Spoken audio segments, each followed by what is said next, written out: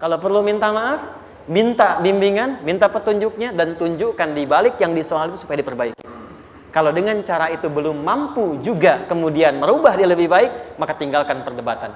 Orang yang meninggalkan perdebatan saat ia dalam posisi benar, kata Nabi, akan dibangunkan untuknya istana di pinggiran surga.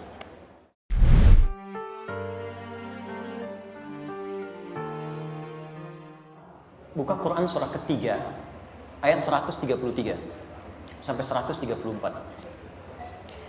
Ada orang-orang yang disiapkan oleh Allah tempat kembali di surga yang sangat luas, indah dan lapang. Dan ternyata amalan pertamanya bukan rajin sholat, bukan rajin puasa, bukan rajin zakat. Ternyata karena kelapangan hatinya yang mampu memaafkan dan menahan segala yang ia terima dengan cara yang tidak baik, tapi ia mampu merespon dengan cara yang baik. Wasari'u ila maghfiratin min rabbikum wa jannatin arduha as-samawati wal ardu u'iddat lil muttaqin alladzina yunfiquna fis sarra'i wad dharra wal kadhimina al ghaidha wal 'afina 'anil nas wallahu yuhibbul muhsinin. Kata Allah, jika engkau menerima sesuatu yang kurang menyenangkan, dicela, dihujat, tengok dulu ke diri kita. Ada enggak hujatan itu yang memang sesuai dengan perilaku kita? Jika memang ada, jangan merasa berat kita untuk mengoreksi diri dan meminta maaf. Jelas ya? Maka lihat siapa yang menghujat. Apakah orang yang berilmu? Orang yang saleh? Yang soleh itu kalau mencela, tidak mungkin soleh mencela kepada sesuatu kecuali ada perbaikan di dalamnya. Karena lawan soleh itu salah. Jadi kalau orang soleh itu mencela kepada yang salah untuk diperbaiki kesalahannya. Salah mencela kepada yang soleh karena memang iri hati dengan kebaikannya. Jadi kalau ada seseorang menghujat, mencela, tanya, betul nggak isi hujatan itu ada dalam diri kita? Kalau ada, wasari'u ila maghfirah. Jangan tunggu waktu dan gengsi untuk mengevaluasi. Kata Allah, hei, rendahkan dirimu untuk menerima itu dulu, lalu koreksi. Tapi kalau tidak ada itu, yang diberikan tidak sama, yang dituduhkan tidak serupa, maka apa yang terjadi? Perhatikan kalimatnya. Wa jannatin arduhas samawati wal ardu. Aku tawarkan, aku siapkan, kata Allah, surga seluas langit dan bumi. Jadi ada orang yang mendapatkan tempat di surga, tempat itu seluas langit dan bumi. Silakan. Mau maraton, mau kopdol, mau olahraga, seluas langit dan bumi. Dan indah. U'iddat lil muttaqin, aku siapkan untuk orang takwa. Apa ciri orang takwa yang ada di sini? Satu, alladzina yunfiquna fis sarra'i wad dharra. Satu, gemar berbagi. Baik dalam keadaan lapang ataupun sulit. Kalau sedang lapang berbagi, wajar ya. Tapi sedang sulit masih berbagi, itu luar biasa. Nah, kaitan dengan pertanyaan Anda tadi, perhatikan kalimat seterusnya. Wal kadhiminal ghaidha. Yang pertama setelah itu dia sanggup menahan amarah. Maka kalau ada yang mencela, menghujat dan isi celaannya nggak sesuai dengan keadaan kita, jangan marah dulu kata Allah. Tahan dulu. Ya. Mungkin dia itu mencela, boleh jadi dengan maksud tertentu yang belum bisa kita baca. Mungkin ada keperluan yang belum terpenuhi, dia mencela. Mungkin ada sesuatu persoalan yang ingin dia ungkapkan, dia tidak menemukan jalan, dia harus mencela. Tadi saya ada pertanyaan di IG, saya lihat, saya belum jawab beberapa, buka tanya jawab. Ustadz, apa hukumnya berbagi tanpa tersenyum?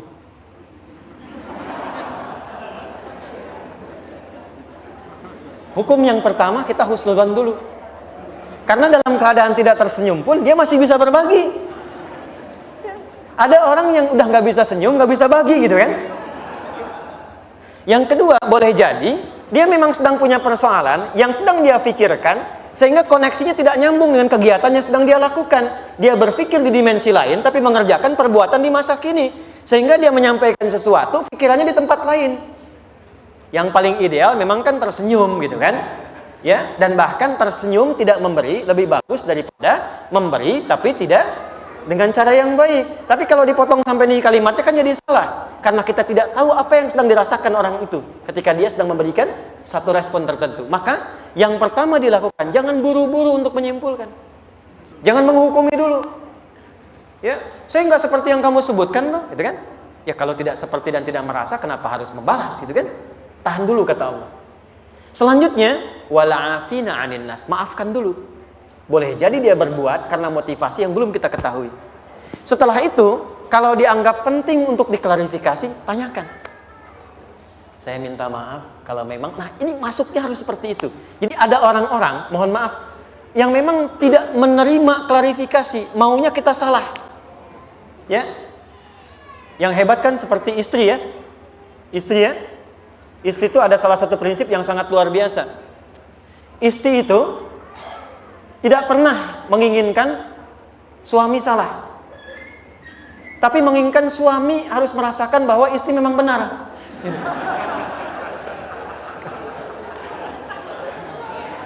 Kadang terjadi demikian. Nanti ya saya balas dengan yang lain. Masuk dulu sini. Jadi yang pertama, kalau memang itu dianggap penting untuk ditanyakan, masuk tapi dengan jalan yang lembut. Masuknya bagaimana? Ada orang keras yang tidak menginginkan apapun dari kita kecuali maaf. Maka datang dengan mengatakan, saya mohon maaf. Kalau selama ini memang ada tindakan, sesuatu yang kurang tepat, kurang baik, saya tidak akan mencari argumentasi untuk membela. Tolong maafkan saya. Dan mohon izin dari apa yang tadi kamu sebutkan, kira-kira bisa ditunjukkan supaya saya bisa koreksi. Biasanya kalau sudah seperti itu ada dua tingkat. Kalau orang masih kekeh, di situ dia akan mulai menurun. Ya sudah nggak apa-apa, aku maafkan. Tapi di belakang dia berpikir. Dan itu sudah menurunkan tensi untuk memperbaiki diri. Tapi kalau dia ingin berubah menjadi baik, maka dia akan menerangkan dengan sesungguhnya. Saya juga minta maaf. Sebetulnya saya nggak suka kamu kemarin begini. Ya udah, saya katakan aja begini, dan begini. Maka didapatkanlah jalan tengah untuk itu semua. Tapi ambil tawaran Allah, karena tawaran manusia belum tentu memenuhi apa yang kita harapkan.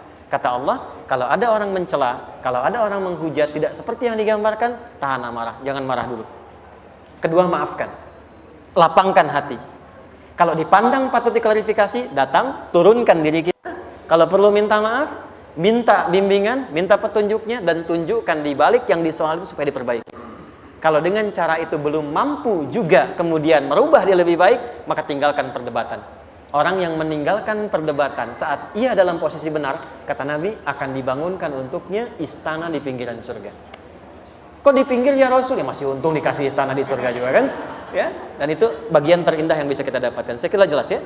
Baik, yang terakhir, qala Nabi sallallahu alaihi wasallam, hadis Muslim, riwayat sahabat Abu Hurairah. Orang yang dicela dan dia sabar menerima itu, apalagi tidak sesuai dengan apa yang disebutkan, maka secara otomatis pahala yang mencela itu akan ditransfer kepada yang dicela, dan keburukan yang dicela itu akan dibawa kepada orang yang mencela. Ya, apa kalimat hadisnya? Atadrunal muflis, tahukah kalian orang yang bangkrut? Qalu ya Rasulullah, al-muflisu fina ma la dirham lahu wa la mata'. Ya Rasulullah, menurut kami orang bangkrut yang tidak punya uang sesen pun, tidak punya aset sedikit pun. Kata Nabi, bukan. Al-muflisu min ummati. Tolong fokus. Kata Nabi, orang bangkrut di hari kiamat dari umatku, bukan umatnya Musa, bukan Isa. Tapi ada orang mengaku umat Nabi Muhammad dan bangkrut di akhirat. Bangkrutnya kenapa? Maaf ya. Ya'ti yaumal qiyamati bisolatin. Ternyata rajin salat tuh. Wasyamin, rajin. Awas, hati-hati, ini terjadi nih. Wa ya'ti qad syatama hadza. Cuman sayang, suka mencela orang lain. Jadi akan ditemukan orang kelihatan rajin salat, cuma senang mencela. Wa qadzafa hadza, menuduh. Wa daraba hadza, suka berselisih. Ikut pengajian tapi sering menyoal, sering berselisih. Maaf, wasafa kadama hadza, teriak Allahu Akbar, tapi maaf sekali menghancurkan orang lain, menumpahkan darah, tembak orang, bom orang, bunuh orang, dan mengucapkan kalimat takbir, mengucapkan kalimat-kalimat thayyibah, tapi menumpahkan darah. Terjadi nggak sekarang? Saya waktu ada kejadian bom di Jalan Tamrin, saya di Lampung itu. Pertanyaan pertama jamaah, Ustadz, apakah bom di Jalan Tamrin itu termasuk jihad fisabilillah? Saya bilang, Pak, sependek pengetahuan saya, jihad fisabilillah itu jihad di jalan Allah, bukan di Jalan Tamrin. Oh, kita terangkan kaidahnya itu pelan-pelan. Tapi itu terjadi. Nah, kalau itu kejadian, perhatikan rumusnya. Tu'khadhu hadza min hasanati wa hadza min hasanati. Kalau ada orang sholat, setelah itu mencela orang lain, maka pahala sholatnya dipindahkan kepada orang yang dicela itu. Makanya sabar itu, sabar bukan kalah. Ketika kita sabar dan memaafkan, urusan kita dengan orang itu akan diselesaikan. Tapi urusan dia dengan Allah belum selesai. Dan ketika diselesaikan, kita tidak akan kepikiran lagi tentang persoalan dengan orang itu. Jadi kalau kita sudah memaafkan dan menahan diri, nanti akan dilupakan oleh Allah, nggak ingat lagi masalah itu. Kita bisa move on mengerjakan yang lain. Tapi dia akan selalu ingat kita. Dan yang paling berbahaya kalau tidak ditobati, itu akan istidraj. Terus mencari kesalahan sampai bahkan tidak pernah merasa bosan. Itu yang bahaya. Jelas ya?